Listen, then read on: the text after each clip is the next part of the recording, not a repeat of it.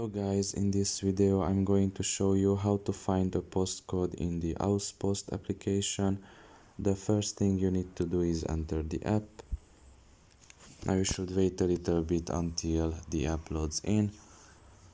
Now once you're inside the app and you are in the home page, you should look at the bottom of your right corner and there you will find the more option. Press on it.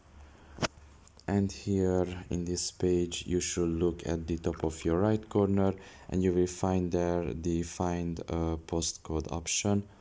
Press on it and here you will find the suburbs and their postcodes, and you can just write in here also a suburb or a postcode in the search bar.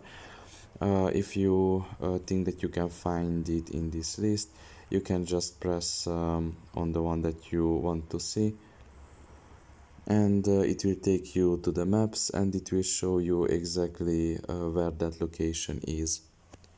So yeah, pretty much this is all about it. I hope this video was helpful to you. Thank you for listening and see you next time. Bye bye.